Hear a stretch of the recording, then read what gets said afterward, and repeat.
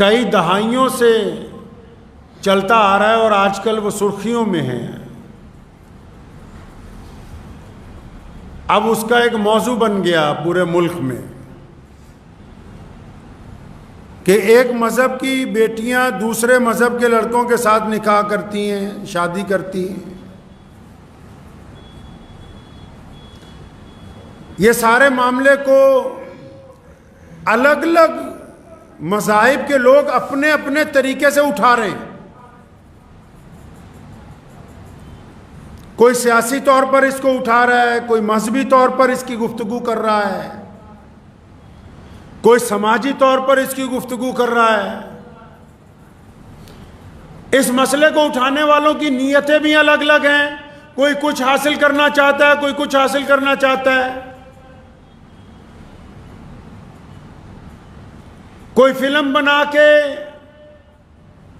سماج کو کوئی پیغام دینا چاہتا ہے تو کچھ لوگ اس کے مقابلے میں سوشل میڈیا کے اوپر اس کے خلاف اپنا رد عمل بتا کے اپنی قوم کو کچھ اور سمجھانا چاہتے ہیں.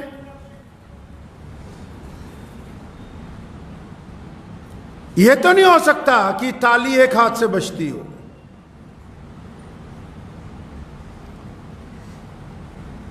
معاملہ ہے کیا؟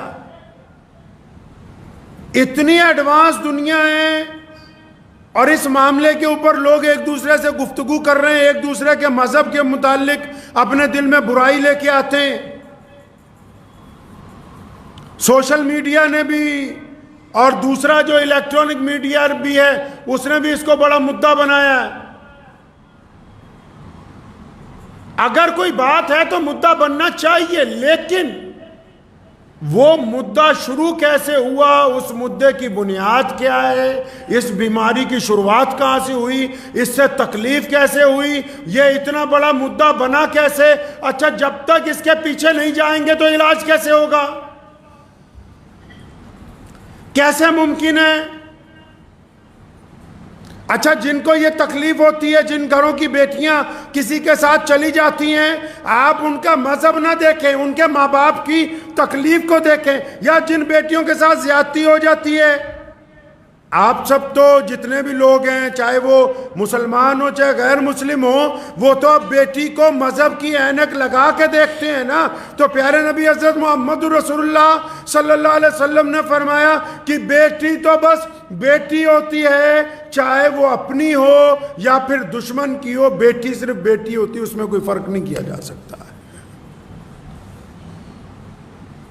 میں مان لیتا ہوں کہ کچھ لوگ اس مدعے کو لے کے اسلام کو بدنام کرنا چاہتے ہیں، اور دوسری طرف مسلمانوں نے بھی سوشل میڈیا پہ زور لگایا کہ ہاں کہ ہماری بیٹیوں کے ساتھ بھی یہ زیادتی ہو رہی ہے. وہ دوسرے لوگوں کے اوپر الزام لگا رہے ہیں، وہ ان پہ لگا رہے ہیں. ارے دونوں حضرات جو ہیں کبھی یہ اطمینان سے یہ سوچتے ہیں کہ یہ معاملہ اس حد تک خراب کیوں ہے؟ ڈاکٹر کے پاس جاتے ہو دوائی لینے کی تو بڑی تمیز ہے. جتنے یہ بڑے بڑے لوگ مدعا اٹھاتے ہیں ان کو دوائی لینے کی بڑی جانچ ہے. ڈاکٹر اگر لکھنے لگے پرسکرپشن کچھ لکھنے لگے، نہیں ڈاکٹر صاحب ٹیسٹ کروا لو، ہمارا ٹیسٹ کروا لو، ایک ٹیسٹ میں بیماری نہیں آتی، اچھا پھر اس کے اوپر والا بھی کراؤ، اس میں نہیں آئی پھر اوپر والا بھی کراؤ. کہتے ہیں جتنے ٹیسٹ ہیں سارے ہی کروا دو تاکہ جسم میں جس حصے میں کوئی تکلیف ہو ہمیں پتہ لگ جائے، ہم اس کا علاج کروا لیں. اور پھر یہ بیٹیوں کا مدعا اتنا بڑا بنا، بیٹیوں کے ساتھ زیادتی ہوئی یا بیٹیوں کے ساتھ کوئی معاملہ پیش آیا اور یہ ایک دوسرے پر الزام لگانے لگے. کیا کوئی ٹیسٹ ہی نہیں کیا کہ مدعا بنا کیسے، تکلیف آئی کیسے، اس نوبت تک پہنچے کیسے، بیٹی نے گھر سے باہر پیر نکالا کیوں؟ یہ بات ہی نہیں کرتے. یہ بات کرتے ہو کہ بس فلاں مذہب والے خلاف ہیں، وہ دوسرے بات کرتے ہیں کہ فلاں مذہب والے خلاف ہیں. یہ بات ہی نہیں کرتے کہ بیٹی کو تکلیف کیسے ہوئی، اس کی عزت کیسے بحال ہوگی. اور اکثر اس بات کا ذکر میرے والد محترم شیر اسلام مولانا عبدالرحمن لدھیانوی رحمۃ اللہ علیہ فرمایا کرتے تھے کہ بیٹیوں کی تو پڑھائی کرنی ضروری ہے، لیکن بیٹیوں کے ساتھ ساتھ بیٹوں کو بھی تو بچا لو.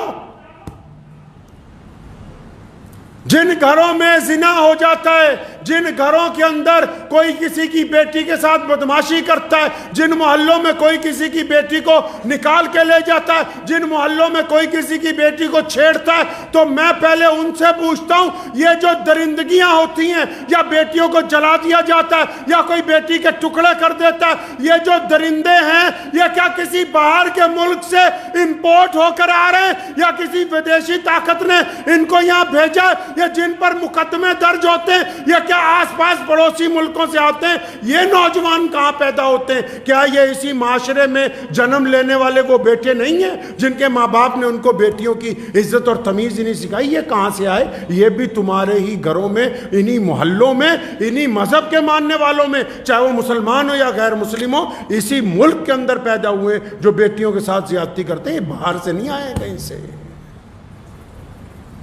بیماری کی بات ہی نہیں، الزام تراشی کی بات ہے، بیماری کی بات ہی نہیں، ایک دوسرے کے اوپر کیچڑ اچھالنے کی بات ہے۔ کبھی ان سے بھی پوچھو جو اس تکلیف میں مبتلا ہو گئے کہ بات کیا ہو گئی، بتاتے کیوں نہیں، کہتے کیوں نہیں؟ چاہے جس مرضی مذہب اور قوم کے ماننے والے، بتاتے کیوں نہیں کہ ہم نے نکاح کو، ہم نے شادی کو اتنا مہنگا کر دیا، ہم نے شادی اتنی بری بنا دی، ہم نے برادریوں کی دیواریں اتنی اونچی کر دی ہیں، ہم نے ذات پات کی اتنی لمبی خندق کھود دی ہے کہ بیٹیاں کھڑی اس پار دیکھتی ہیں کہ ہمارے ماں باپ کے پاس اگر اتنی دولت ہوگی تو ہمارا بیاہ ہوگا۔ بیٹیوں کو صاف نظر آ رہا ہے کہ یہاں تو سودے بازی ہو رہی ہے، یہاں شادیاں نہیں ہو رہی ہیں۔ سارا الزام لگانا چاہتے ہو بچوں پہ، اپنے گریبان میں کبھی جھانکیں گے ہی نہیں۔ مانتا ہوں رسول اللہ صلی اللہ علیہ وسلم نے کہا، اللہ نے قرآن میں کہا، شریعت نے کہا، دنیا کے تمام مذاہب نے کہا، ماں کے پیروں کے نیچے جنت ہے، باپ جنت کا دروازہ ہے، اور مان لیا ماں کے پیروں کے نیچے جنت ہے، باپ جنت کا دروازہ ہے، تو کیا ماں باپ کے لیے بچوں کی کوئی ذمہ داری عائد نہیں ہوتی؟ کیا ماں باپ کا یہ کام نہیں بنتا کہ بچوں کو اپنی چھاتی سے لگا کے رکھیں؟ کیا ماں باپ کی یہ ذمہ داری نہیں کہ بچوں کو اپنا دوست بنائیں؟ کیا تمہارے پاس وقت ہے آج اپنے ان بیٹیوں سے، اپنے ان بیٹوں سے بات کرنے کے لیے؟ آپ کے پاس وقت ہی نہیں ہے۔ آپ کے پاس بعد میں رونے کا وقت ہے، آپ کے پاس بعد میں لکیر پیٹنے کا وقت ہے، آپ کے پاس اپنی بیٹیوں اور بیٹوں کے لیے وقت نہیں ہے۔ صبح کو بچے اسکول جاتے ہیں، خاص کر جو شہروں میں لوگ رہتے ہیں، ماڈرن ماں سوچتی ہے بڑھیا ہے، جلدی اسکول بھیجو، ٹائم پہ بھیجو، چھٹی نہیں ہونی چاہیے، 8 گھنٹے ٹینشن فری رہوں۔ اسکول سے آ گئے، فٹافٹ کھلاؤ پلاؤ، تیار ہو جاؤ ٹیوشن کے لیے۔ ٹیوشن سے آ گئے، بس فٹافٹ کوئی سامان وامان خریدنا تو خرید لو، رات کو ٹائم پہ سونا ہے۔ اتوار کے دن باہر گھومنا ہے، اور رات کو جو 3-4 گھنٹے بچ گئے، آج سے 20 سال پہلے ایک بیماری آ گئی تھی جس کو ٹیلی ویژن کہتے تھے، وہ گھر میں لگا ہوتا تھا۔ اب جو وقت بچتا تھا، باپ بھی مردے کی طرح اس کے سامنے بیٹھا ہے، ماں بھی بیٹھی ہے، دادا بھی بیٹھا ہے، دادی بھی بیٹھی ہے، پوتے بھی بیٹھے، پوتیاں بھی بیٹھی، اب سب الوؤں کی طرح اس کو دیکھ رہے ہیں۔ اب اس کی جگہ موبائل نے لے لی ہے، ایک ہی کمرے میں بیٹھے ہو، ایک ہی لابی میں بیٹھے ہو، ایک ہی صحن میں بیٹھے ہو، اپنے اپنے موبائل پر، اپنے اپنے واٹس ایپ پر۔ یہ پتہ ہی نہیں کہ دائیں ماں بیٹھی ہے یا باپ بیٹھا ہے، باپ کو ہی پتہ نہیں کہ میں نے اپنی بیٹی سے کچھ پوچھنا ہے، بیٹے سے کچھ پوچھنا ہے، ٹائم ہی نہیں ہے۔ رات کے 2 بجے تک اس مصیبت سے فارغ ہوتے ہیں اور اس کے بعد سو جاتے ہیں، کیونکہ ہمارے پاس وقت نہیں ہے آپس میں بات کرنے کے لیے۔ ہاں الزام لگائیں گے کہ ہماری بیٹی کو فلاں لے گیا، ہمارے بیٹے کو فلاں نے ورگلا دیا، الزام لگانے کے لیے ٹائم ہے۔ بچوں کے پاس ان کی ضروریات پوچھنے کا، وہ اگر کوئی سوال کرتے ہیں تو ڈانٹ دیا جائے، آگے سے چپ ہو جاؤ۔ یہ جو معاملہ اس حد تک خراب ہوا یہ اب چاہے کوئی ہم میں مسلمانوں میں سے ہوں یا غیر مسلموں میں سے ہوں جن کی بیٹیوں کے ساتھ زیادتی ہوئی، یہ اس حد تک تب پہنچا ہے کہ ہم نے سوچا کہ اسکول میں نسل تیار ہوگی. اسکول میں نسل نہیں تیار ہوتی، اسکول میں حساب کتاب سکھایا جاتا ہے، اسکول میں پیسے کمانے کا فن سکھایا جاتا ہے. نسل تو ماں کی گود کے اندر تیار ہوتی ہے. نسل تو دادا دادی کی گفتگو میں تیار ہوتی ہے. نسل تو باپ کے کندھوں پر تیار ہوتی ہے. ان کو کس نے بتایا کہ نسل جو ہے کالجوں میں تیار ہوگی؟ نسل تو معاشرے میں، اپنے سماج میں، اپنی برادری کے بڑے لوگوں میں، اپنے معاشرے میں، اپنے مذہبی مقامات پر نسل تیار ہوتی ہے، جس کو یہ سمجھایا جاتا ہے کہ بڑوں کی عزت کیسے ہوگی، چھوٹوں سے محبت کیسے ہوگی، حلال کے پیسے کون سے ہیں، حرام کا پیسہ کون سا ہے، ماں کی عزت کیسے کرنی ہے، بہن کی عزت کیسے کرنی ہے، دوسری کے بیٹی کو آنکھیں جھکا کر کیسے گزرنا دینا ہے. نسل تو اس گھر میں تیار ہونی تھی جس گھر میں ملٹی میڈیا موبائل ان کو پکڑا دیا ہے. اب تو نسل تیار ہی نہیں ہو رہی، اب تو صرف مشینیں تیار ہو رہی ہیں.